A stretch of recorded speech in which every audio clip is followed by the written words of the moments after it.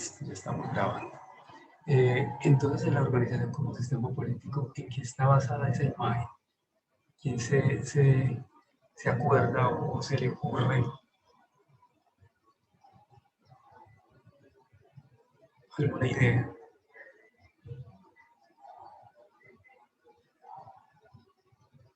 Jóvenes.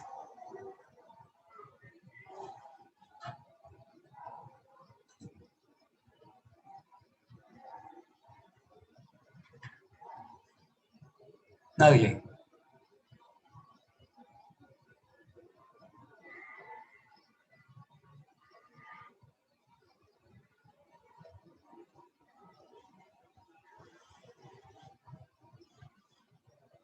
Bueno, la imagen de la organización como sistema político está basada en las relaciones entre los trabajadores, las organizaciones y entre los mismos trabajadores.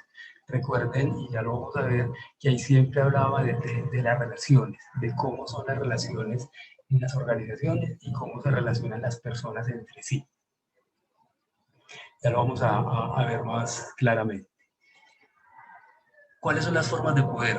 ¿Quién se acuerda cuáles son las formas de poder que ahí las mencionaron?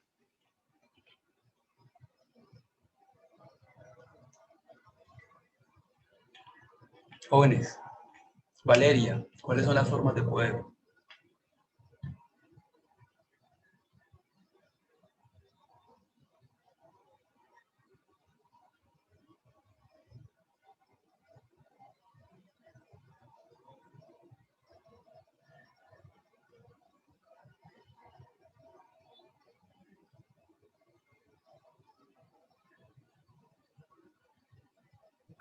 Profe, yo. Eso no es como de autocracia, burocracia o algo así. Sí, ¿qué vas a decir, joven? Profe, mira, los tipos de poder son coercitivo, de recompensa, legítimo, de experto y de referencia. Esa es una forma pues son como, más que las formas de poder, son como los tipos. Las formas, es correcto lo que estaba planteando la compañera, es autocracia, burocracia, tecnocracia, cogestión y democracia, que tiene varias formas.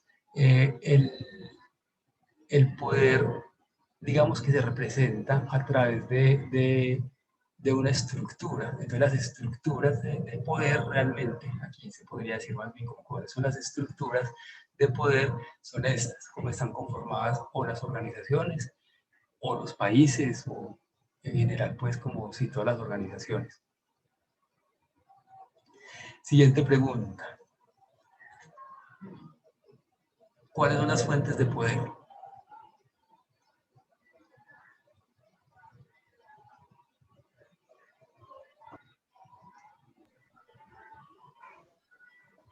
¿Quién se acuerda? ¿Cuáles son las fuentes del poder? Profe, son como cooperativo, legítimo.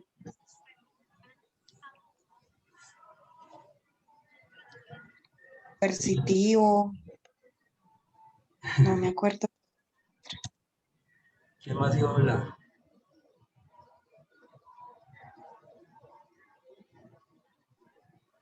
¿Quién más iba a Profe, hablar? yo, pues, Natalie, Natalia. autoridad, pues, no sé si es la parte que hablaba de la autoridad formal, el control de recursos escasos. Exacto, es el conocimiento, el control de los recursos, la autoridad formal, hay muchas fuentes de poder, inclusive hay unos poderes que la gente tiene sin que nadie se los dé, sino que son, por ejemplo, por el carisma. Una fuente de poder muchas veces es el carisma. Eso, por ejemplo, es lo que ha tenido Álvaro de Vélez.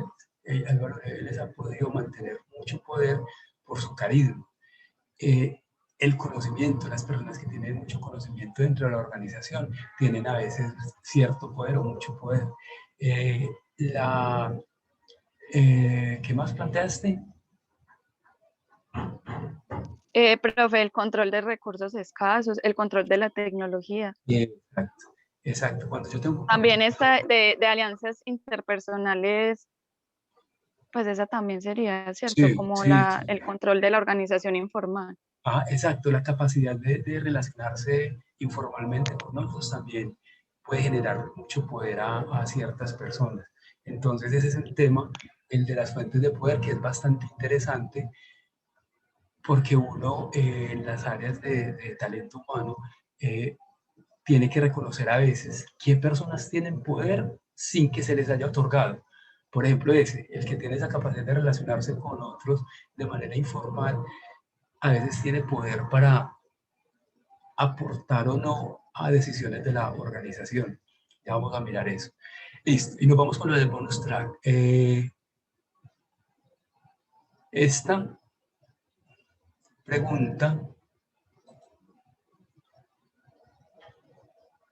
¿cuál es el elemento base de la imagen de la organización como sistema político? En la presentación, en la diapositiva, los compañeros hicieron énfasis en eso. ¿Cuál es el elemento base? Profe, que tiende a ser autocrática. No, no, porque no todas las organizaciones son autocráticas. Y puede ser un sistema político y no ser autocrática, puede ser democrática. Otra.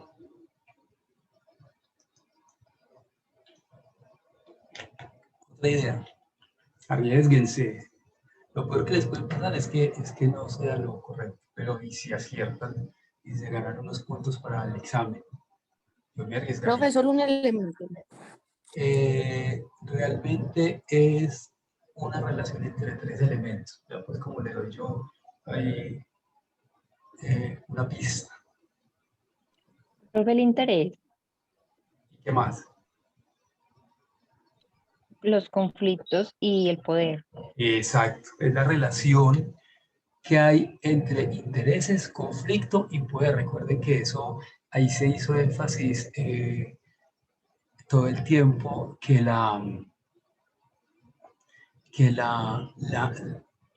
los intereses personales generan conflictos en las organizaciones y se resuelven a través del poder. Ese es pues como el sistema político para una organización, para un país, para cualquiera que utilice el sistema político. Envíame por el chat porque como estoy aquí en la presentación no estoy viendo quién me está hablando. Entonces envíame por el chat tu nombre y dime que trabajaste en la respuesta del sistema político. ¿Listo? Listo, profe. ¿Quién me habló? ¿Quién me está hablando? Mariana Costa. Listo, Mariana. Entonces, para que no se me olvide, mándamelo al chat y así queda grabado eso. Bueno, entonces vamos a ver la organización como sistema político. En la organización como sistema político, entonces hablábamos de una persona y eso empezó como el capítulo empieza haciendo una presentación de una persona que ya no soporta más estar en la organización, porque es que en las organizaciones le dan, ¿cómo se llama? Le dan instrucciones, le dicen cosas que hacer. Es decir, uno entra a una organización no para hacer lo que le da la gana, sino para hacer las funciones y las cosas que la universidad, la organización lo contrató. Y uno tiene un jefe que va a dar órdenes. El capítulo entonces empieza como con esa descripción, inclusive plantea un tema de un libro que se llama La muerte de un viajero, en español realmente se llama La muerte de un viajero, pero en inglés se llama Salesman, La muerte de un vendedor, porque la persona termina al final suicidándose porque no aguanta las presiones de la organización. Entonces, eso es pues obviamente un extremo de la vida laboral, pero no es tan fuera de lo normal no es tan fuera de lo normal que las personas se sientan agobiadas dentro de la organización. Lo que plantea Gareth Morgan es que nosotros no podemos reducirnos y reducir a las personas a que no tienen derechos y a que somos como robots, que nosotros somos personas conscientes y que pensamos. Entonces hay que pensar cómo resolver ese agobio que pueden tener las personas dentro de la organización. Y hay un elemento muy importante, y es que las personas son mucho más productivas si trabajan más tranquilas y más relajadas. Ahora, en las últimas teorías de talento humano, se plantea como una gerencia a la felicidad. Yo no estoy de acuerdo con eso, pero se plantea el lenguaje, dentro del lenguaje de gerencia del talento humano, estamos mencionando que es importante aportar y hacer o buscar, no hacer, pero sí buscar que las personas sean felices en su puesto de trabajo y que compartan esa felicidad fuera del espacio laboral. Entonces, en ese sentido, la organización tiene que organizarse, valga la redundancia. Entonces, formas de organización nos planteaba este señor Gareth Morgan. Hoy voy a tener a los dos autores ahí mezclados porque ya estoy saliendo de uno y entrando a otro, es que me disculpan. Gareth Morgan plantea estas formas de poder, como les decía. La autocracia, que es donde un individuo maneja todo el poder, donde eso funciona mucho, por ejemplo, en las organizaciones, en las empresas familiares. Las empresas familiares que fueron creadas por el papá y que vinieron a trabajar los hijos, los sobrinos, los primos, y en esa empresa se hace lo que el papá diga. Porque es que además es el papá. Entonces en la casa se hace lo que el papá diga y en la organización también se hace lo que el papá diga, así haya otras alternativas y otras opiniones. Esa digamos que es muy, muy visual, con empresas pequeñas, como les digo, y familiares. La burocracia es una organización que ya hemos visto mucho, que tiene una estructura muy compleja y que se basa en normas, en el establecimiento de normas, procesos y procedimientos. Entonces, de esa forma, muchas organizaciones se organizan políticamente. Hay dos democracias, una que es representativa y una que es directa.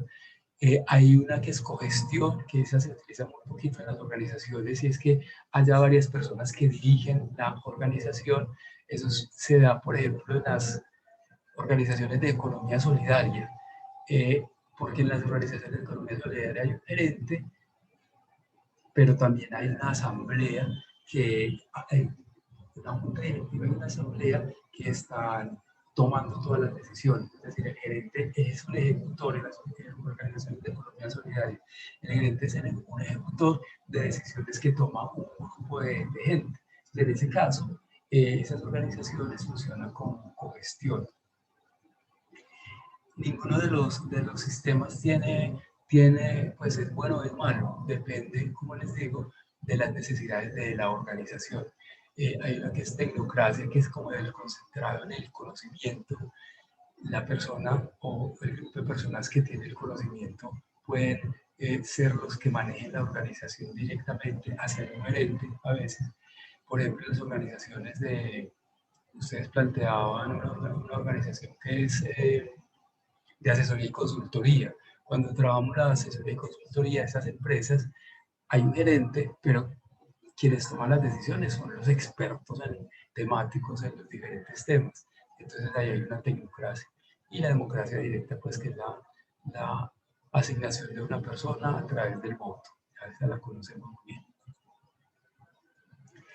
Entonces, aquí pues hay un resumen que se los voy a dejar ahí para que lo lean, pero al final plantea que como les decía, la política organizativa está enfocada en las relaciones entre intereses, conflictos y poder. ¿Y qué es eso? ¿Qué es cada uno? De los intereses tienen como tres tipos de interés de las personas. Una es como de acuerdo con la función que realiza. Entonces la persona quiere cumplir con su función, quiere cumplir con las responsabilidades que le asignan, pero es que la persona también quiere tener una carrera dentro de la organización o dentro de otra. Entonces las personas tienen unas aspiraciones y unas visiones futuras que a veces se ven reflejadas en conflictos dentro de la organización y tienen unos intereses por fuera de la organización, es decir, unos intereses extramuros. ¿Eso qué significa? Que la organización tiene que resolver estos tres elementos. Una persona, cuando yo la contrato, le estoy diciendo, listo, usted va a cumplir unas funciones, y él va a decir, listo, yo las quiero desarrollar, pero yo tengo que saber también cuáles son sus aspiraciones y visiones futuras. Muchas veces, por ejemplo, pasa en los call centers. En los call centers, el trabajo no es fácil, no pagan chévere. Yo no sé si alguno de ustedes trabaja ya en un call center o ha trabajado. No es chévere, no es bien remunerado. Y normalmente, o muchas de las personas que trabajan en esos call centers son estudiantes universitarios que se meten a trabajar para tener un ingreso extra o para ajustar, para pagar la matrícula, etc. Entonces, cuando yo contrato para un call center a un estudiante universitario, él me va a hacer la función que es, pero por sus intereses personales de futuros de carrera, puede que no dure mucho en el call center. Y de hecho, ese es uno de los problemas que tienen ese tipo de empresas, y es que hay una alta rotación del personal. ¿Alguno ha trabajado en un call center? Cuéntame la experiencia.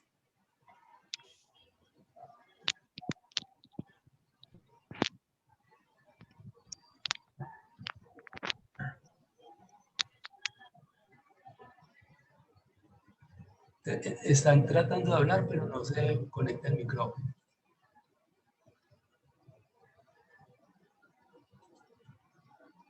Hello. Bueno, entonces aquí la responsabilidad de la organización, como les decía, es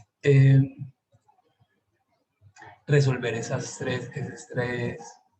Si yo logro, como organización, si yo logro llenar este triangulito negro con las personas que trabajan en la organización, estoy teniendo personas satisfechas y que están siendo productivas y que van a seguir siendo productivas por mucho tiempo en la organización. Entonces, fíjense la importancia de conocer esos tres elementos. Si yo soy capaz de llenar este puntico, el negro, estoy logrando muchas cosas dentro de la organización.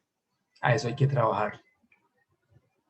Entonces, además del interés, porque acuérdense que les decía que esos intereses generan conflicto, entonces cuando dos personas tienen intereses contrarios, por ejemplo en la función del trabajo, obviamente van a estar chocando y peleando todo el tiempo.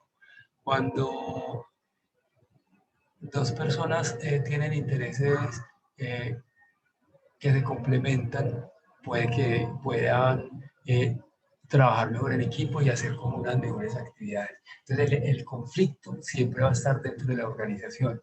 El conflicto puede ser personal, interpersonal o entre grupos. ¿Eso qué quiere decir? Que hay unos conflictos que tenemos las personas que son individuales, de acuerdo con mis traumas, como veíamos y como vamos a mirar más adelante.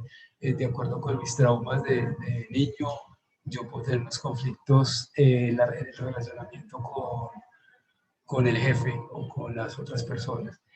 Puede ser interpersonal o puede ser entre grupos.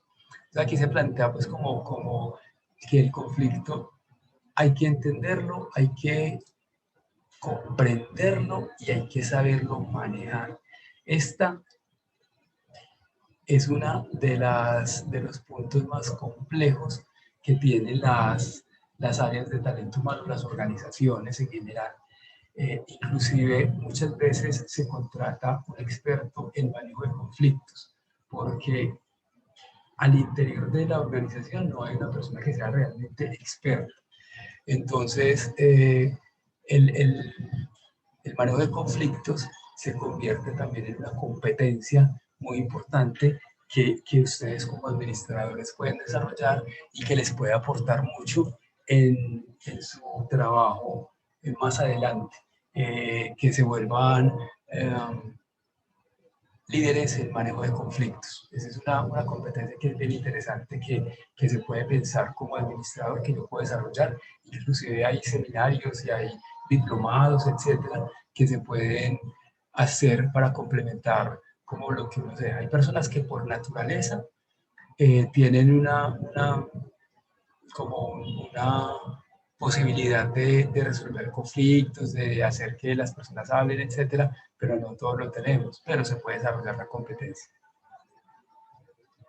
Entonces, como planteamos, la organización tiene 3 elementos que son los intereses del conflicto y el poder. Eso puede ser de una persona, de varias personas o de la organización en general. Entonces, de acuerdo con el manejo que yo le dé a eso, estoy resolviendo los asuntos políticos de la organización que siempre van a existir. Toda organización siempre funciona con asuntos políticos, entonces hay que saberlos manejar. Bueno, y ya respecto al poder, nos plantea el autor como 3 cosas básicamente. Uno es que el poder es el medio a través del cual los conflictos de intereses son resueltos. El poder influye quién lo ejerce, qué, cuándo y cómo. Y el poder implica una habilidad de hacer que otra persona haga algo que de otra manera no habría hecho. Eso es una definición que le funciona al liderazgo, pero cuando yo tengo esa capacidad de liderazgo es porque tengo poder sobre la otra persona. Entonces ya hablamos aquí de la autoridad formal, que ya la hemos mencionado, y de las fuentes de poder, que también ya las mencionamos. Ahí les dejo esto para la lectura, para que la próxima semana sí les recomiendo tener los 2 resúmenes en el escritorio, en el computador, bajarlos, porque con base en estos resúmenes es que obviamente es el taller. Entonces, para que los tengan ahí, tengan la fuente de información. Bueno, pasemos a la otra organización, a la otra imagen, que es la organización como instrumento de dominación. Esta es una organización, una imagen que parece muy compleja, muy complicada, pero al final yo no creo que sea tanto. Entonces, empecemos con las preguntas orientadoras. Ojo, pues abran el oído y el ojo para que se ganen los 3 puntos. Pero es que para llegar a esa hay que ir pensando en las preguntas anteriores. Si ustedes no piensan en las respuestas de las preguntas anteriores, difícilmente van a dar con la respuesta de la última, porque piensen que era una conexión de ideas. Entonces, la primera pregunta es: ¿en qué está basada la imagen de la organización como instrumento de dominación? ¿Quién se acuerda? ¿En qué está basada esta imagen?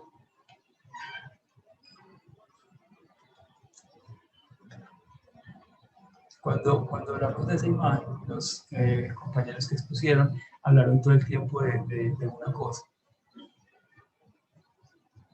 Profe, como de imponer la voluntad sobre los demás.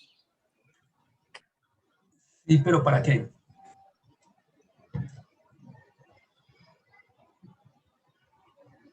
O sea, ¿para qué las organizaciones imponen la voluntad? Sí, imponen la voluntad sobre las personas.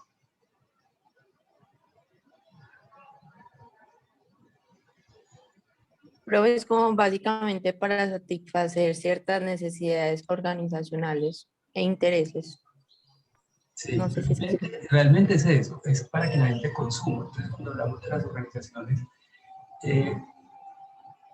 quiero es porque están hablando del consumo indiscriminado. Recuerden que plantean inclusive elementos de ambiente, o sea, consumir por consumir, como el fracking en Colombia. Ah, no, es que lo importante es tener petróleo, sin importar qué están haciendo con las comunidades y qué están haciendo con el medio ambiente.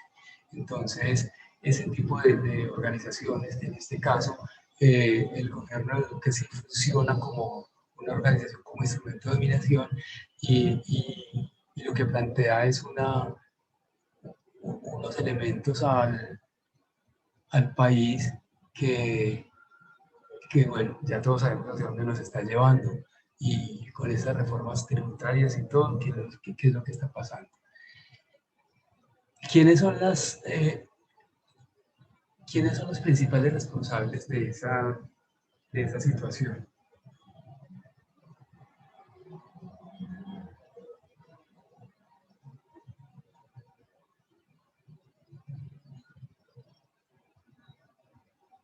¿Cuáles son las principales responsables de esa situación de que buscan o promueven el consumo indiscriminado de las personas y de las personas?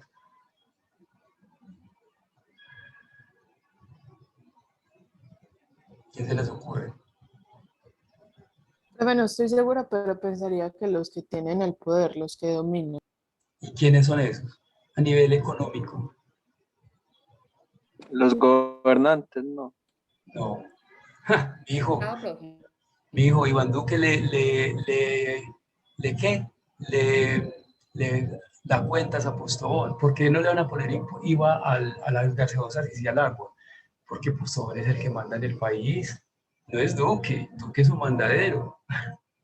El que manda es Ardila Lule. Entonces, en ese sentido, la respuesta... Pues serán las organizaciones. Sí, pero las organizaciones, espérame que se me fue. Las multinacionales son las principales responsables.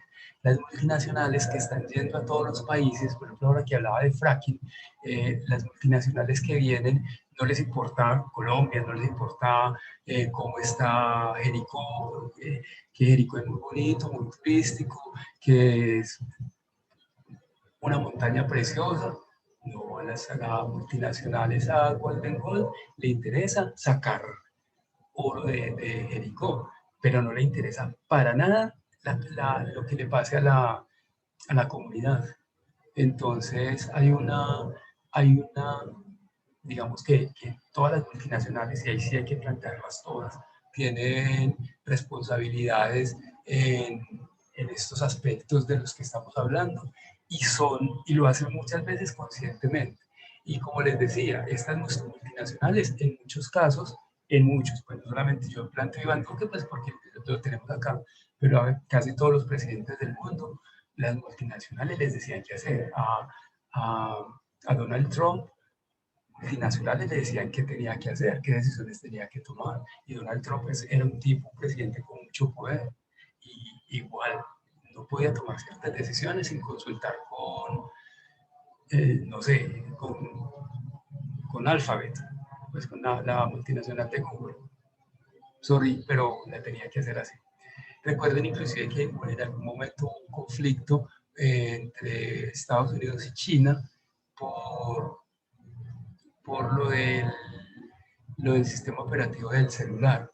Y entonces, conflicto entre los países por una guerra o por un problema entre las empresas. O sea, que es lo que les estoy diciendo, las empresas, las multinacionales, en muchos casos manejan los países. Entonces, uno tiene que saber leer como todas esas cosas que pasan en la economía, que pasan en la política.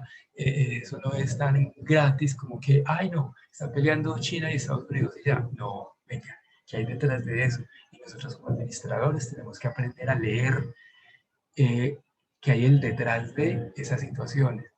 Por ejemplo, lo del IVA. Es que le van a poner IVA al agua y a la gaseosa no, que es más saludable.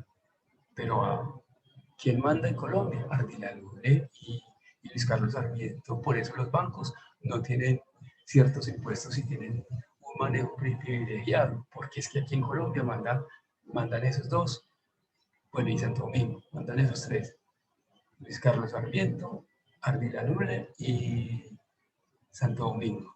O sea, los dueños de las grandes empresas multinacionales de Colombia. Bueno, bonus track. A ver, ya con toda esta reflexión, ¿Cuál es el elemento base de la imagen de la organización como instrumento de dominación?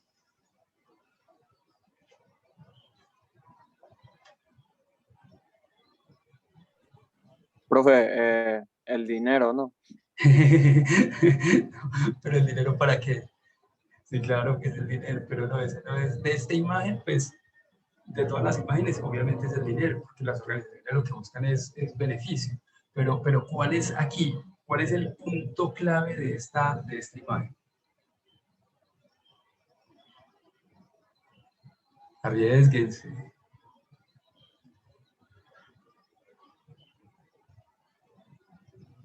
Profe, no sé satisfacer las necesidades individuales. No, O no sé si... no hay al contrario. El poder. ¿Cómo? El poder. No.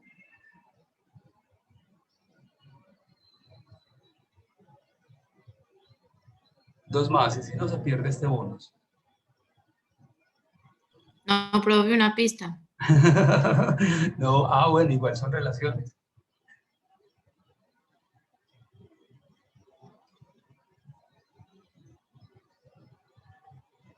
Profe, quizás como la sumisión, no sé, del empleado hacia la organización, tal vez.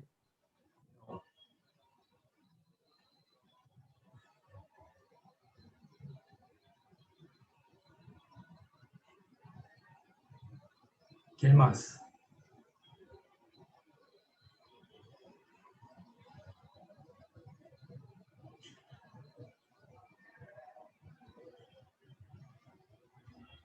A ver, Natalie Sánchez, que siempre participa. A ver si se ganan los punticos. Ana Milena, que sacó 5 en el examen, para que tenga 5.3.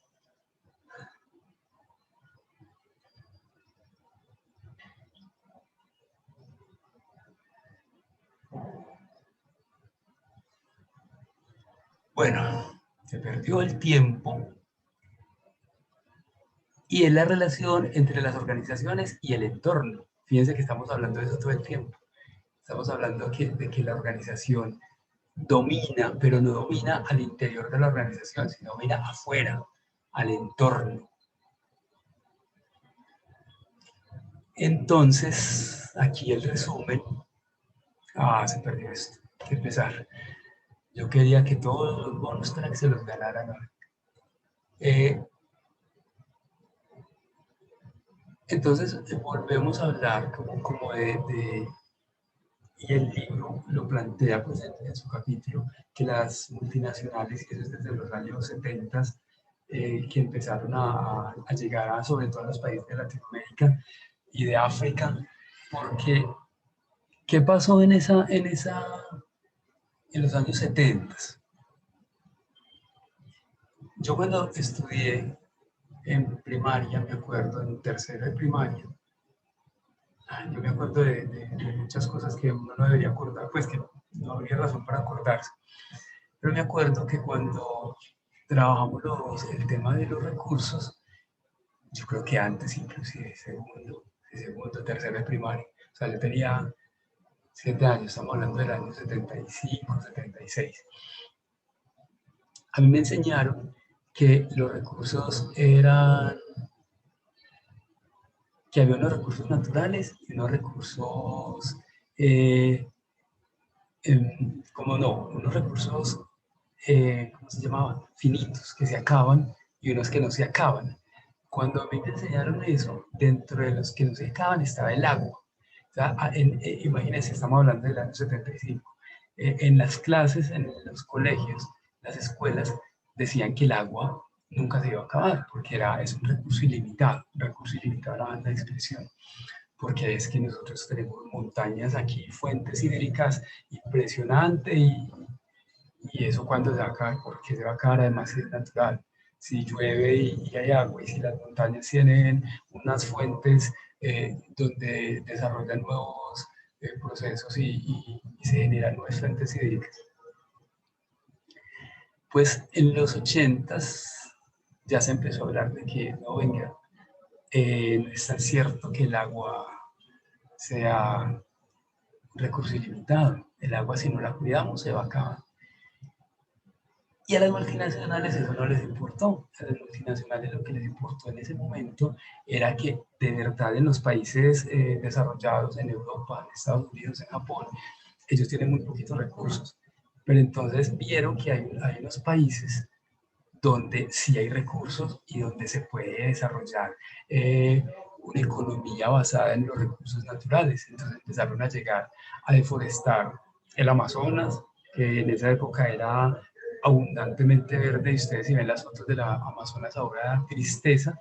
En el Pacífico colombiano llegaron a deforestar, en el Pacífico chileno, en toda Centroamérica llegaron a sacar petróleo, porque entonces descubrieron que estos países tenían algunas fuentes de petróleo. En Colombia, por ejemplo, llegaron las multinacionales mineras de fuente de petróleo y de carbón y se acoplaron en Cerro Matoso, en Barranca Bermeja, etcétera, a explotar el país.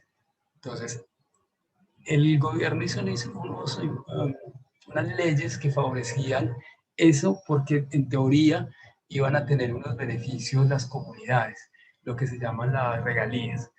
Entonces, los gobiernos inicialmente, yo creo que inocentemente, yo honestamente creo que esos gobiernos no pensaron lo que podía pasar, inocentemente dijeron a lo muy rico que vengan y que inviertan en el país. Es inversión extranjera que se habla mucho. Ustedes en economía y en administración escuchan mucho hablar de la inversión extranjera y la importancia de la inversión extranjera en el país, y sí es importante, pero que sea de doble beneficio. En ese momento, entonces, los gobiernos, no solamente el de Colombia, el de todos esos países, hicieron leyes para favorecer a la inversión extranjera y la construcción de minas, sobre todo de petróleo y de carbón en estos países, la deforestación también de los árboles. Sí, yo creo que esas tres básicamente así fue como empezó todo. Y claro, las multinacionales empezaron a hacer eso. Entonces ya con el tema de las regalías no fue que le llegó a las comunidades porque se quedaba en la mitad por la corrupción que tenemos en todos estos países, sigo insistiendo. Entonces la corrupción aumentó muchísimo, los políticos se convirtieron en depredadores de recursos. Y bueno, ya estamos en un nivel en el que ustedes saben cómo está el país de corrupción y de deforestación y de problemas ambientales debido a esas decisiones que tomaron por allá en los años finales de los 70s y principios de los 80s en los países. Entonces hay un elemento de las multinacionales que se aprovecharon, y yo en serio, honestamente digo que se aprovecharon de unas necesidades de unos países pobres y les vendieron, ¿qué? ¿Cómo se dice? Les vendieron paja, les vendieron ilusiones y al final no se cumplió con todo eso. Estos países deberían ser muy ricos con todos los recursos que tienen y con todas las posibilidades agrícolas, agroindustriales, mineras que tienen estos países. Colombia debe ser un país rico y no lo es por todo lo que les estoy diciendo, y aúnele a eso la corrupción y los malos manejos políticos, las reformas tributarias que solamente van en contra del pueblo, etcétera. Entonces, no hay forma de que Colombia y estos países en general progresen. Entonces, las organizaciones en este sentido plantean como que en el individuo desarrollan pero en el individuo no al interior de la organización, sino en general, plantean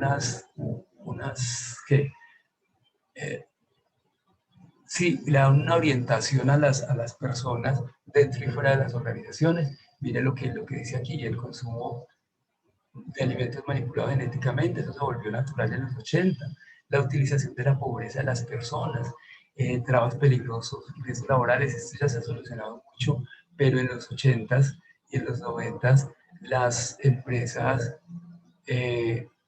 no les importaba que una persona estuviera trabajando poniendo una antena de teléfono a 10 metros sin tener un arnés. Eso no importaba. No había normas sobre eso. En Colombia, la normatividad sobre los factores de riesgo laborales es muy reciente, es prácticamente de esta década. Entonces, antes no había normatividad y a las empresas no les importaba.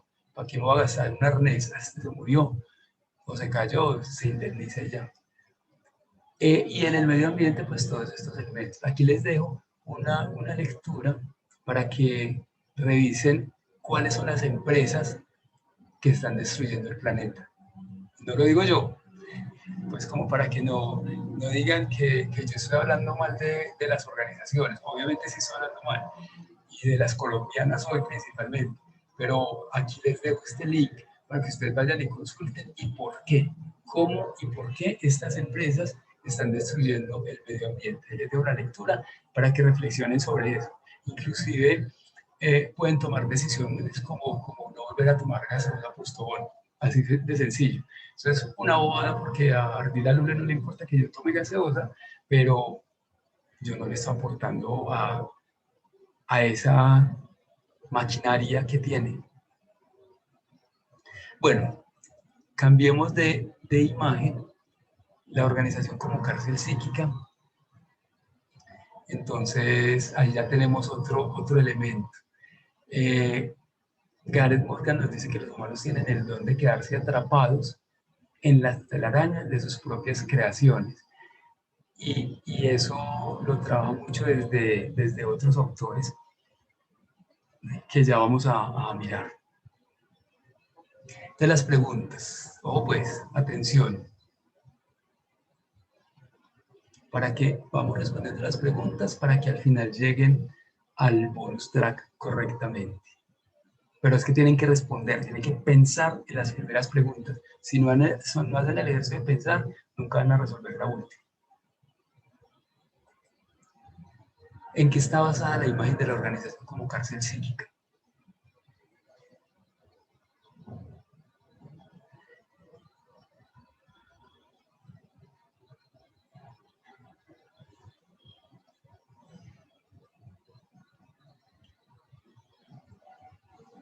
A ver, Sebastián Cardón.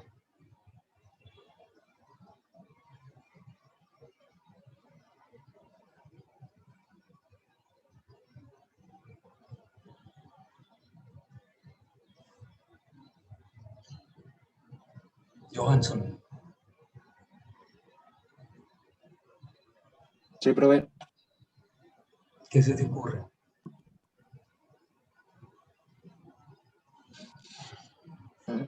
No sé, pero la verdad.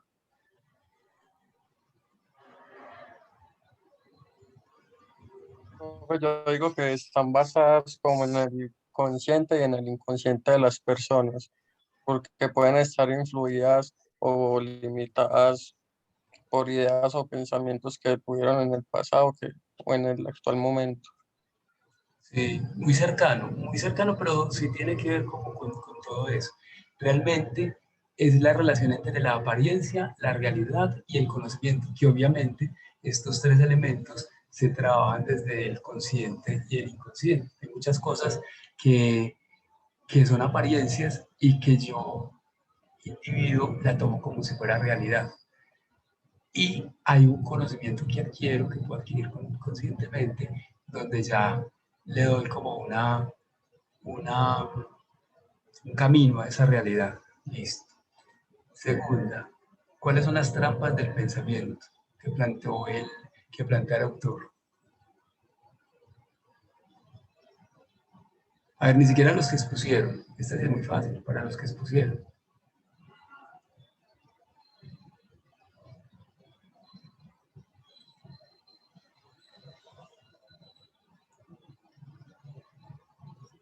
Profe, yo me acuerdo de una que es algo que tiene que ver como con el éxito o algo así. Ajá. No sé si está bien. Sí, ese es. Es atrapados por el éxito, atrapados por la pereza organizacional y por procesos de grupo. Ya lo vamos a mirar. Listo. Y el bonus, a ver pues. Que no se pierda. ¿Cuál es el elemento base de la imagen de la organización como cárcel psíquica?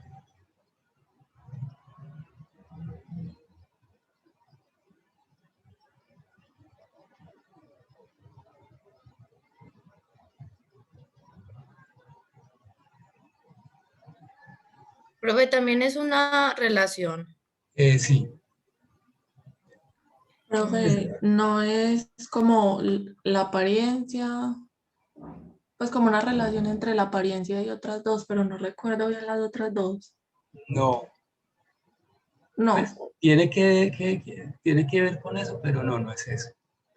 Porque esa es mira, esa es la base de la imagen. Pero, ¿cuál es el elemento? Profe, Sí. bueno, no estoy segura, pero creo que son ideas, pensamientos y acciones. No, hay que ser más concreto en este caso. Sí, en este caso hay que ser más concreto. Profe, la represión de los humanos hacia sus deseos íntimos y ¿La qué? privados. ¿La qué? Es que no te estoy escuchando. La represión, profe, de los humanos. De alguna manera, sí. Ya lo habían dicho, es la relación entre la organización y el inconsciente. Fíjense que cuando hablamos de apariencia y realidad y el conocimiento, estamos hablando de la importancia del inconsciente. Entonces, sí, esa es la respuesta.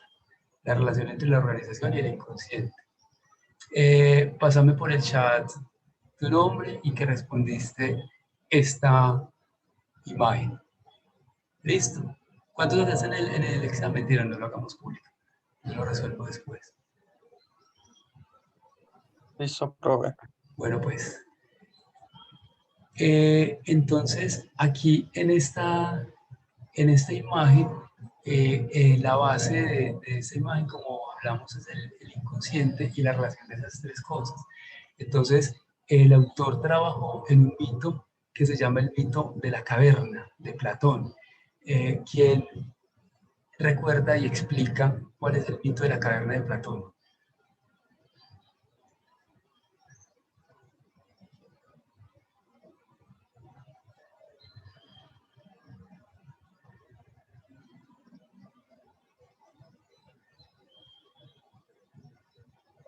Todos lo han trabajado en algún momento, en alguna, inclusive hay un curso, creo que aquí, donde lo trabajamos más profundamente. Adelante, a ver, una explicación de qué es el mito de la caverna.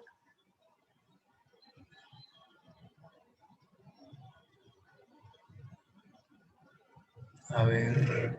Profe. Sí. Profe. Adelante. Bueno, un lugar cavernoso en el que se encuentran pues hombres prisioneros desde el nacimiento, con cadenas que sujetan el cuello, las piernas, de forma que únicamente pueden mirar hacia la pared del fondo, sin poder nunca girar la cabeza, como prisioneros, profe. Ajá. ¿Y qué más?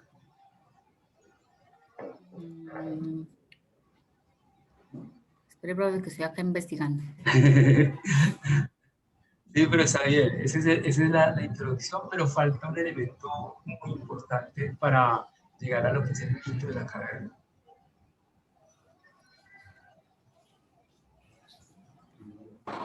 Profe, creo que es que ellos ven la sombra en la pared y creen que como que esa es la realidad. Exacto, exacto.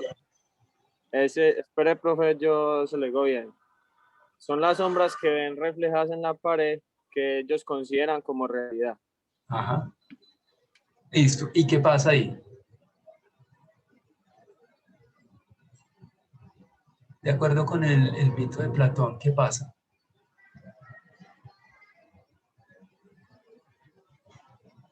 Uno de los sujetos que está ahí amarrado, el que está preso, se libera y sale de la caverna. ¿Qué le pasa a una persona cuando está toda la vida, todo el tiempo, en un lugar oscuro, cuando sale al sol? Profe, digamos que según lo que mencionan pues ahí con ese texto, es más que todo que la gente cambia la perspectiva de su realidad. Entonces empiezan a percibir el mundo de una manera más diferente a comparación como la estaban viendo, porque eran bloqueados sobre las oportunidades que tenían. Tal vez lo veo de Exacto, esa manera. pero hay un elemento muy importante antes de eso, es que cuando yo salgo de la oscuridad a la luz, automáticamente... No se puede ver. Exacto, yo no veo, porque ¿cómo se dice? El sol Lo me ciega. Exacto, el sol me genera, se me fue la palabra, me encandila o me enceguece, sí. Entonces, por un tiempo, mientras me adapto de la oscuridad a la luz, el cuerpo va, pues los ojos van como retomando o abriéndose y viendo luz que nunca en la vida había visto. Este señor desde su nacimiento estaba ahí encerrado. Y entonces, cuando él sale de la oscuridad y llega a la luz, lo primero que pasa es que tiene un choque visual. Pero cuando empieza ya pues el ojo se va adaptando a la luz, cuando ve, pasa lo que acabas de decir, exacto. Entonces empieza a ver que la realidad es otra. La realidad no eran unas sombras de unas luces, de unas candelas. Entonces él se le ocurre que lo que le está viendo, esa realidad es muy, muy importante, entonces que la quiere compartir con sus compañeros y se devuelve a la caverna y les cuenta. ¿Y qué pasa ahí? ¿Quién tiene ahí en el texto qué pasa?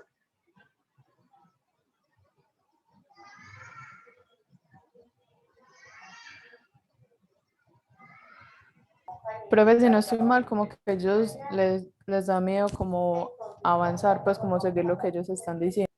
Exacto, y les da tanto miedo que lo intentan matar al tipo, entonces le toca salir corriendo. Los deja allá, y él sale y se va para pues, hacer su vida.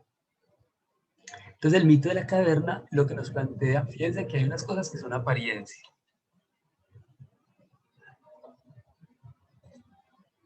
En este mito tenemos unas cosas que son apariencia. Las sombras, en este caso las sombras son una apariencia. Hay una realidad que es el sol, una vida distinta fuera de la caverna, que muchas personas, como les decía ahora, se niegan a aceptar ciertas realidades. Entonces, se quedan en la apariencia. Muchas personas les cambian la vida, les cambian ciertos aspectos de su vida y no les interesa esa nueva realidad, entonces se quedan en lo que ellos consideran que es lo bueno. Y esa es como la relación entre apariencia y realidad. Y se fortalece esa realidad con el conocimiento. Entonces, yo tengo siempre que, bueno, aquí hay que pensar, a veces inclusive la realidad es distinta a la verdad. La verdad tiene dos elementos, es mi verdad y la verdad grande. Yo planteo como la verdad con minúscula y la verdad con mayúscula. Y que una cosa es la verdad con minúscula, que yo puedo tener razón en muchas cosas, pero no tengo la verdad de todo. Y realmente la verdad de todo no la tiene nadie finalmente. La verdad yo la comparo con la imagen que ustedes tengan de Dios.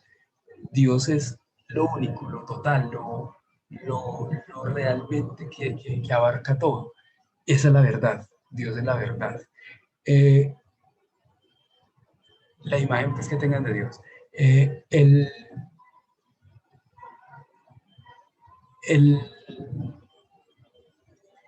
El conocimiento de la verdad o la búsqueda de la verdad es la que ha llevado a la ciencia y a la religión, por ejemplo, a tener unos conflictos históricos en la definición de cómo empezó el universo, por ejemplo.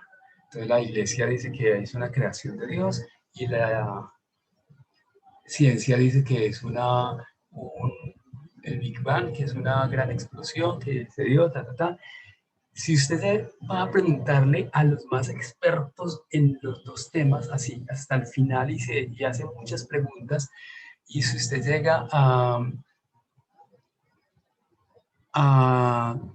digamos, estoy hablando con el Papa, y entonces yo ya al Papa le pregunto una última pregunta después de hacer todo un esquema de indagar, porque estamos buscando la verdad. Entonces me dice, no, es que la verdad es la mía. Y yo le digo, listo. ¿Y quién creó a Dios? Ah, es que detrás de esa verdad hay otra verdad. Entonces es así de grande la verdad que no la vamos a entender nunca. Esta humanidad nunca va a entender ciertas verdades. Pero yo hoy le pregunto a la ciencia lo mismo. Le voy a hablar con Stephen Hawking, si todavía estuviera vivo, con el científico más teso ahora. Y yo le hago muchas preguntas igual, y llego al final de la última pregunta y le hago la misma pregunta. Bueno, ¿y qué fue lo que explotó? Está listo. El universo inició con una gran explosión. ¿Pero qué explotó? ¿Qué había antes de eso? Es la misma situación. O sea, es el mismo Dios, la misma situación que tiene algo detrás, pero que nadie va a entender nunca, nunca. Entonces, cuando hablamos de la verdad, tenemos que ser muy cautelosos. ¿Cuál es la verdad? La verdad o no existe, o cada uno tiene que jugar con su conocimiento y su realidad para armar una verdad. Ya ahí es como cuestión de cómo uno se relaciona con el mundo. Y dentro de las organizaciones, este tema es súper delicado, porque hay personas que, por ejemplo, tienen una realidad, pero esa realidad no la convierten en conocimiento. Esa realidad la dejan para sí mismos. Entonces, son, por ejemplo, personas que les preguntan a los ingenieros de sistemas. Yo me acuerdo mucho porque cuando trabajaba en organizaciones, el ingeniero de sistemas siempre era igual. Yo le decía, vení, es que se bloqueaba mucho el equipo, por decir algo. Entonces él me decía, listo, ya voy. Entonces venía y casi que con el cuerpo tapando, hacía 3 cosas en el teclado. Yo le decía, es más fácil que me enseñes y cuando se bloquee yo lo desbloqueo sin tener que llamarte y así no te estoy quitando trabajo. Me dice, no le puedo decir. Tiene una realidad, pero no la convierte en conocimiento, porque es que el conocimiento no es lo que él tiene en su cabeza, el conocimiento es lo que se divulga, lo que se comparte, lo que se entrega a nosotros, que ustedes ya lo han visto y lo van a ver más adelante cuando hablen de los modelos gerenciales, hablar de la gestión del conocimiento es muy importante. Y lo que hay que hacer con el conocimiento dentro de la organización es que sea compartido. Entonces, a pesar de que cada uno puede tener su propia realidad, el grupo organizacional debe tener o compartir un conocimiento. Y siempre en la organización, siempre se debe buscar que las apariencias no existan o disminuirlas al máximo. Entonces, eso nos da, o el autor nos presenta unas trampas de las formas favoritas del pensamiento, que son muy parecidas a las que hablamos ahora. Bueno, no, ya las dijimos, atrapados por el éxito, atrapados por la pereza organizacional y por los procesos de grupo. ¿Qué pasa por el éxito? Por ejemplo, hay una historia, hay un libro que es muy interesante que se llama ¿Cómo caen los poderosos? En ese libro, el autor hace una lectura o una descripción más bien de muchas empresas que en los 80s y en los 90s eran las grandes empresas del mundo y que dominaban el mundo de alguna manera. Y por tener tanto éxito se dejaron llevar y no empezaron a innovar, no siguieron haciendo como propuestas innovadoras, porque ellos decían que no, yo tengo todo el éxito del mundo. Y ya son empresas que no existen. Ustedes conocen algunas. Piensen en empresas que conocían y que ya no existen, son multinacionales. Grandes.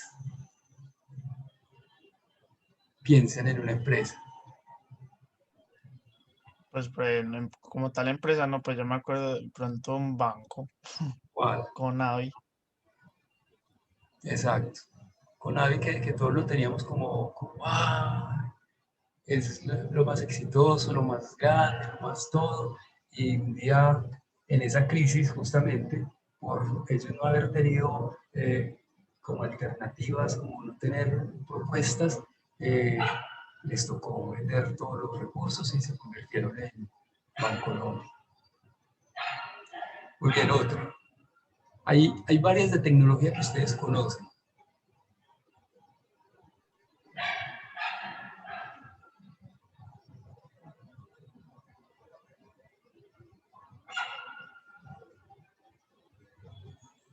Ustedes les tocó, ustedes están muy chiquitos, ustedes no les tocó BlackBerry, ¿cierto?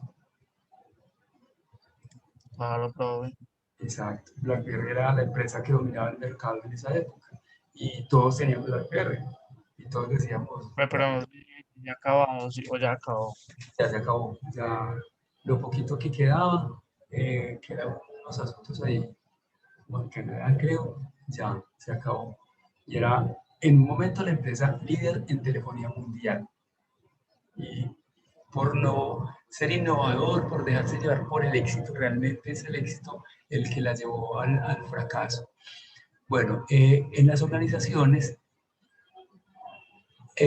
sucede algo también que es como la pereza organizacional, y estamos hablando más o menos de lo mismo, pero es esas organizaciones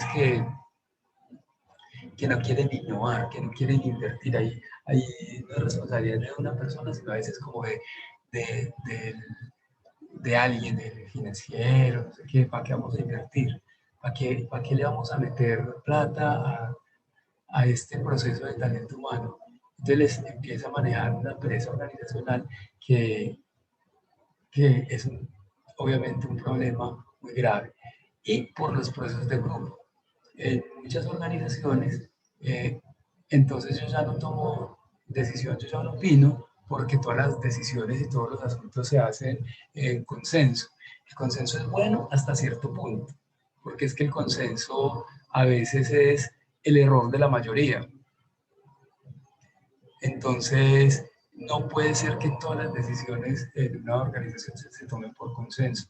Hay que valorar las decisiones, hay que hacer un proceso decisional adecuado, correcto, mirar las alternativas, cada alternativa hacerle un escenario, el escenario valorarlo y de acuerdo con eso verdaderamente tomar una decisión. Pero no, tomemos esta decisión entre todos, una lluvia de ideas y hacemos llegamos a la decisión. No, eso es bueno para unas cosas, pero no para todas.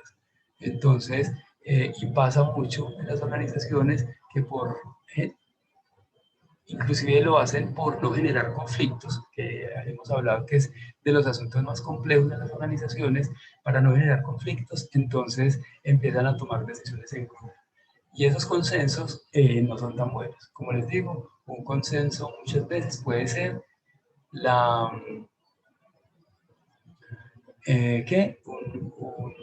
un error de grupo. Bueno, entonces aquí ya se habla de la organización del inconsciente, el autor empieza a trabajar con unos autores que son Sigmund Freud y Carl Jung, que son los del psicoanálisis, los padres del psicoanálisis, y que trabajan mucho pues, como el tema del inconsciente de las personas y cómo ese inconsciente se ve reflejado en el resto de su vida. Entonces ahí se hace una lectura muy interesante. Aquí no la traigo pues porque es muy largo, pero en el libro está, si a ustedes les interesa, porque este es un tema que a quien le gusta, por ejemplo, el área de talento humano, debe trabajar este tema y este capítulo muy fuertemente. Los que estén ya pensando en que les gustaría trabajar en el área de talento humano o en el área administrativa, pues como gerencial, yo creo que sí deben profundizar en este capítulo. Entonces, dentro de el inconsciente también generamos unos mecanismos de defensa. Las personas empiezan a reprimir, ¿cómo se dice? a reprimir pensamientos o ideas, o a negarlas, o las desplazan, o hacen procesos de fijación, o hacen unas proyecciones todas raras. Por ejemplo, lo que les decía de las relaciones con el papá cuando estaba chiquito, le puede generar malas relaciones con el jefe ahora, porque el jefe se parece un poquito a cómo actuaba el papá. Entonces, es una proyección del inconsciente. Introyección, racionalización, hay reacción, hay represión, como ya lo habíamos dicho, sublimación, idealización y ¿qué dice ahí? No leo lo que dice ahí, pero bueno, entonces ahí hay unas formas, los mecanismos de defensa que utiliza el cuerpo, el cerebro, el inconsciente, y que convierte al individuo en un individuo que no se sabe comportar muchas veces. Entonces ahí es donde entra el tema de la psicología, la importancia de la psicología dentro de los procesos organizacionales. Hay temas como que, lo que les decía, la organización puede tener elementos como que tienen que ver con la familia, es decir, hay organizaciones que funcionan como familia, pero hay organizaciones que le generan a uno los traumas de la familia. Entonces, se tiene que conocer muy bien como el inconsciente, y yo principalmente, individualmente, tengo que conocer mi inconsciente para resolver los problemas que yo tenga. Entonces, el autor plantea en el texto que las organizaciones son como que los hombres son los únicos que somos conscientes de la muerte. Ni los animales, ni otros seres son conscientes de la muerte. Entonces, así como las personas son conscientes de la muerte, las organizaciones son conscientes de la muerte. Entonces, el autor plantea cómo enfrento la muerte o cómo me relaciono con la muerte y cuál es esa moral que le aplico a eso.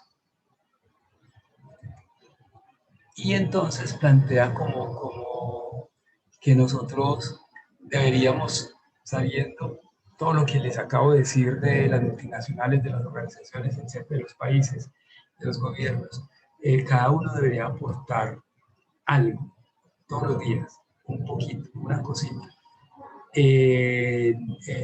Evitar la muerte, en este caso, de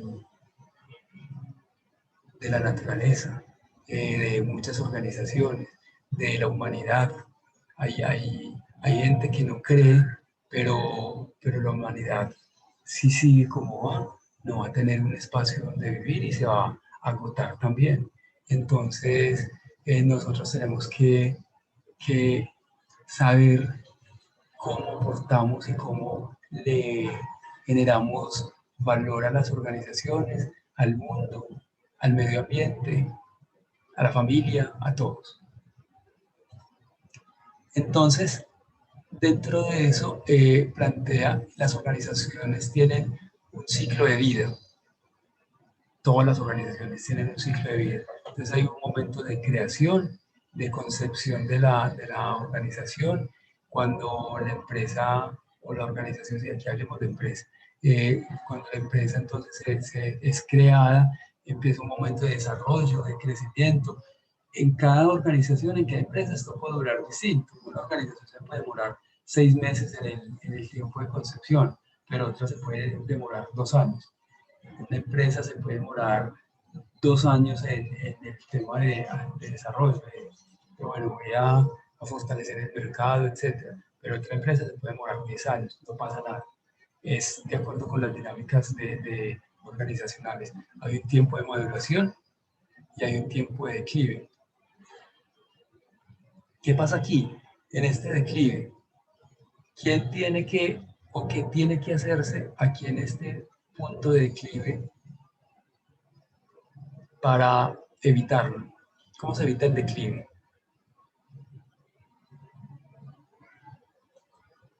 ¿A quién se le ocurre? Innovando. ¿Cómo?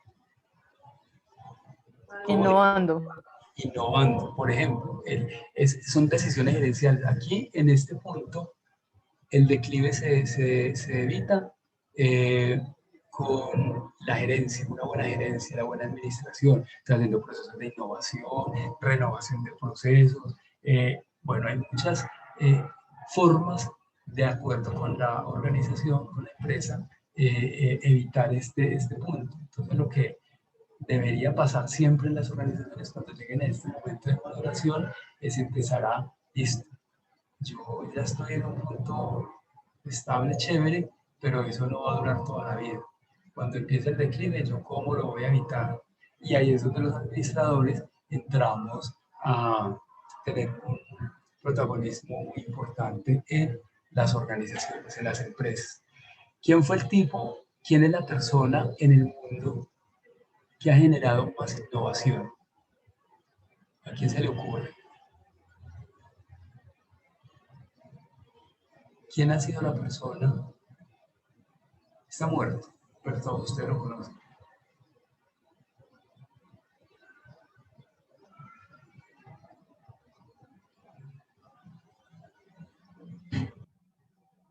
Es más, muchos en su bolsillo tienen un producto de él.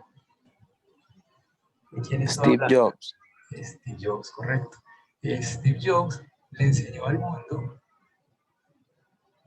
no que la innovación era importante, porque obviamente eso es muy evidente, pero le enseñó que innovar implica despegarse, despojarse de muchas cosas. De hecho, él era un tipo muy autoritario. Y yo no sé si ustedes han visto las películas o leído libros sobre él. Siempre se habla del autoritarismo que él tenía y que expresaba, pero era porque él tenía esa capacidad de ir más allá de la realidad, con lo que estamos hablando, de mucha realidad, y él era capaz de ver fuera de esa realidad y tenía un conocimiento profundo, obviamente, de la tecnología.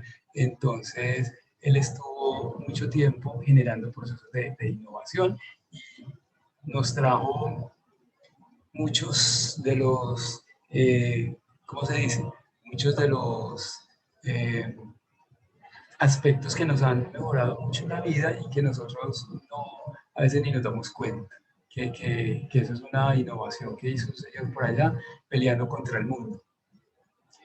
Steve Jobs, por ejemplo, se dio cuenta en algún momento de su vida que se iba a morir cuando le dijeron que tenía cáncer. Entonces, cuando le dijeron que se iba a morir, no dejó de ser autoritario, pero aprendió a compartir el conocimiento que tenía y tomó decisiones familiares, por ejemplo, muy importantes. Entonces,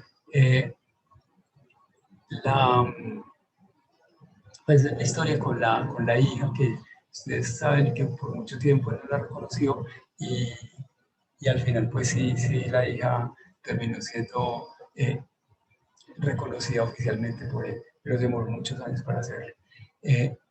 Pero esas decisiones que tomó cuando se dio cuenta que estaba ya al borde de la muerte, le aportaron mucho a los siguientes procesos tecnológicos de innovación que se hicieron después de la muerte de él. Estamos terminando, eso está muy largo. No mentiras que sí, aquí les voy a dar estos para la lectura, estos para la lectura, porque estos pues como casi que literalmente el texto, entonces ustedes lo leen. Y la última imagen entonces, para que tengamos tiempo de hacer las preguntas y no se nos acabe el tiempo. Entonces la organización como cambio y transformación, según Gareth Morgan, es la revelación de la lógica del cambio. Vamos a irnos a las preguntas. Atención, recuerden que tienen que pensar en la primera y en la segunda porque eso les permite trabajar en la última. Si no, no lo van a hacer. Si ni siquiera se ponen a pensar, a reflexionar, no van a responder la última nunca. Adelante. Primera pregunta. ¿En qué está basada la imagen de la organización como cambio y transformación?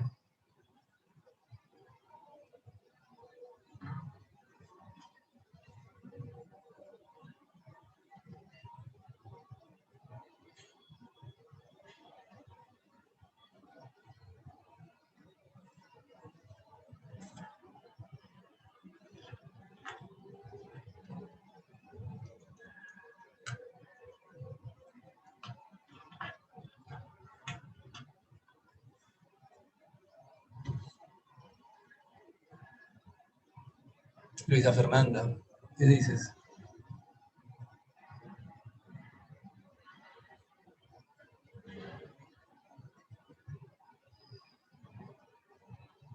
Jennifer.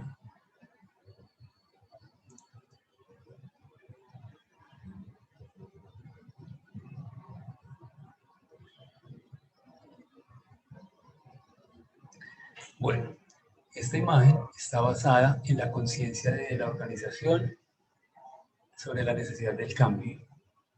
Eso es como lo que trabaja, es que la universidad tiene que, la organización tiene que ser consciente de la necesidad del cambio. ¿Cuál es la principal consecuencia del cambio organizacional?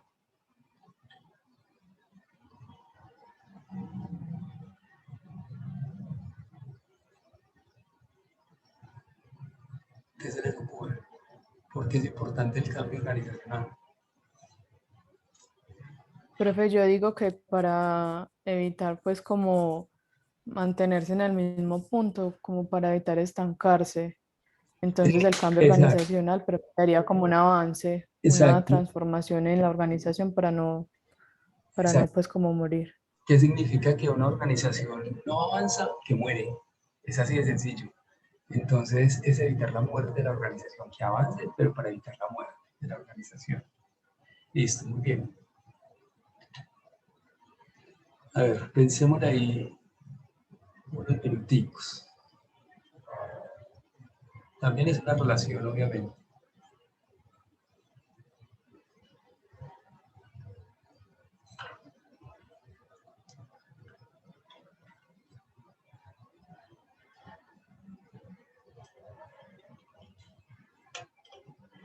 Profe, quizás sería como la sociedad y el entorno en el que se desenvuelve. No.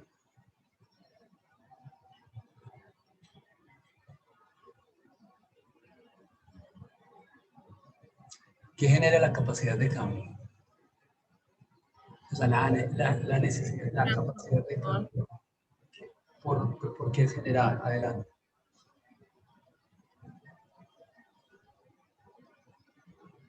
¿Qué vas a decir? Profe, evolución. Sí, desarrollo.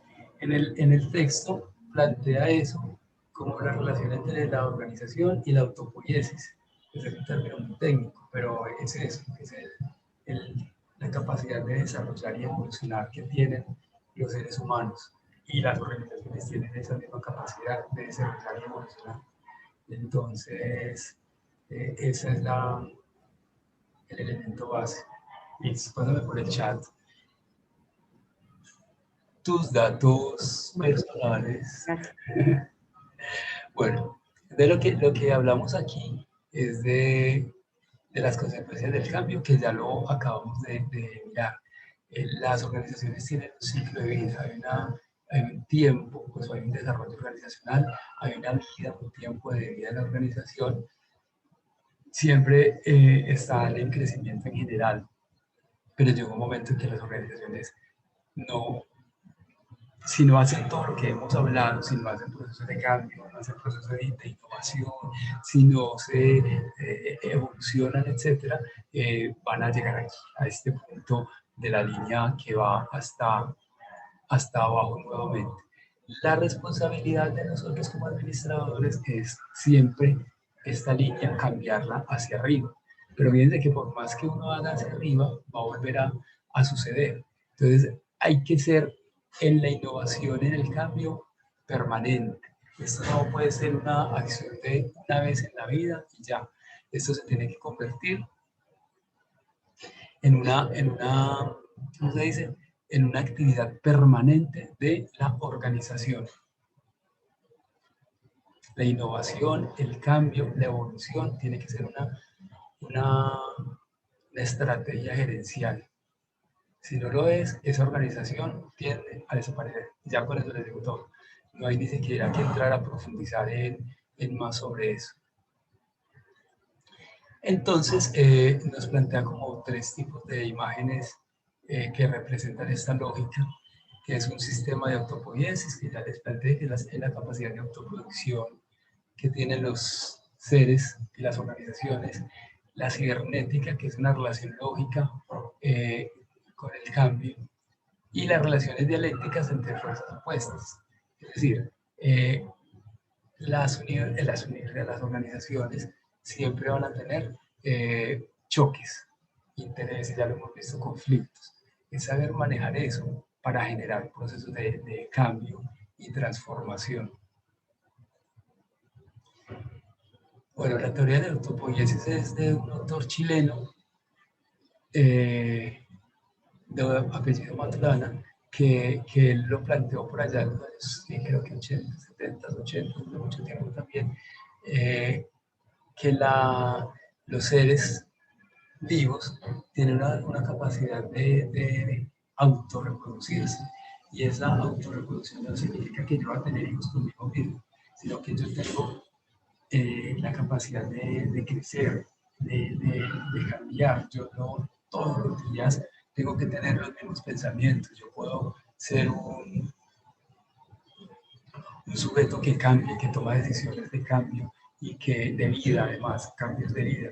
Entonces, en ese sentido, los seres humanos y los seres vivos, porque los animales pueden hacer eso,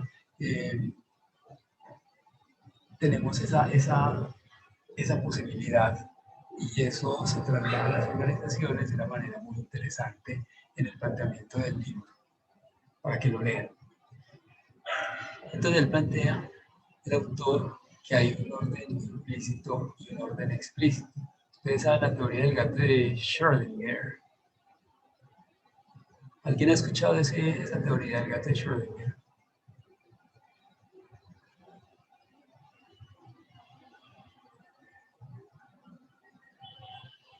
Busquen ahí, hagan una búsqueda rápida que mismo les sale qué es lo que significa, para que hagamos lectura de eso.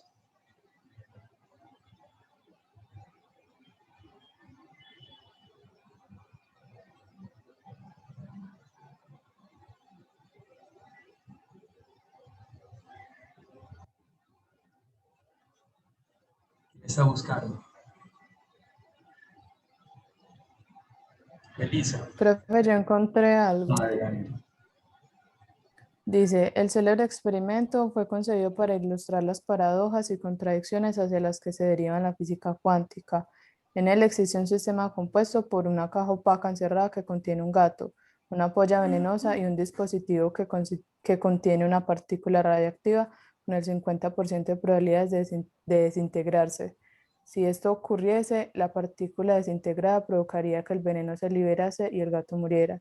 La probabilidad de que el gato esté vivo o muerto es el 50% en ambos casos, y la única forma de averiguar qué ha ocurrido es abriendo la caja. Exacto. Entonces, lo que plantea es que hay unas cosas que están por fuera de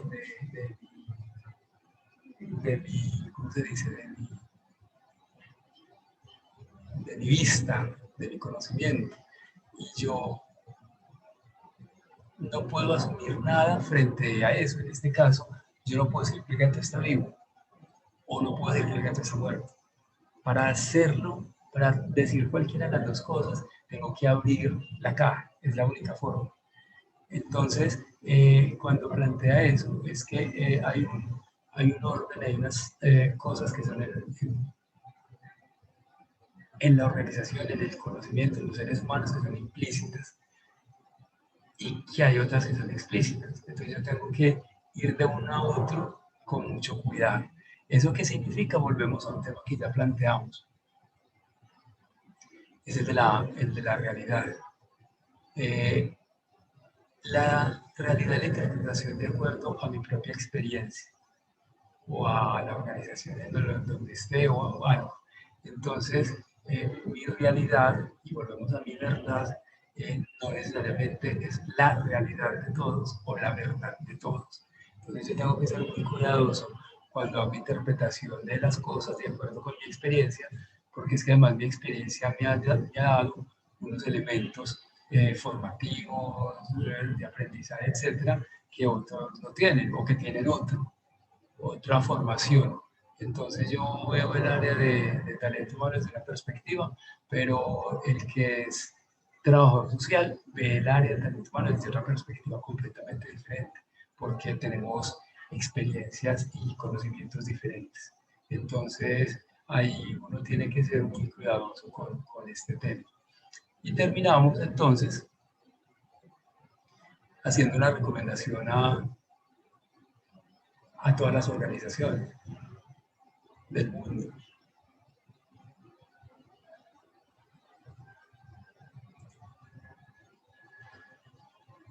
Y a las personas, mire lo que decía acá, pensar y actuar sistemáticamente, que haya más autorreflexión y menos autocentrismo. Le estamos invitando a todas las organizaciones, lo invita Gareth Morgan, pero aquí es una invitación extensiva del programa de la facultad hacia una nueva visión de la evolución y del cambio organizacional. Entonces, por eso, más adelante ustedes en otros cursos van a trabajar el tema del cambio de una manera más fuerte. Inclusive yo creo que al final hay una electiva que es gestión del cambio, y si no es, por ahí, sí hay una electiva que es gestión del cambio, entonces ustedes pueden trabajar, porque como les decía, ser gestor de cambio es tener unas competencias también muy importantes que a los administradores les sirven mucho y que inclusive es un trabajo. Yo me puedo convertir en consultor de cambio organizacional. Hay personas que se dedican a eso y que tienen certificaciones a nivel internacional y que le han trabajado mucho y que han hecho procesos en organizaciones públicas y privadas. O sea que este es otro camino de los que les estoy mostrando para que ustedes vayan pensando su perfil profesional.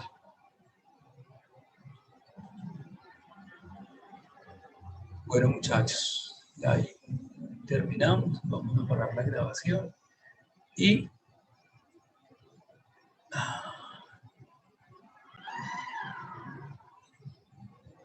Profe, le quería preguntar, ¿usted nos va a compartir estas diapositivas? Sí, sí.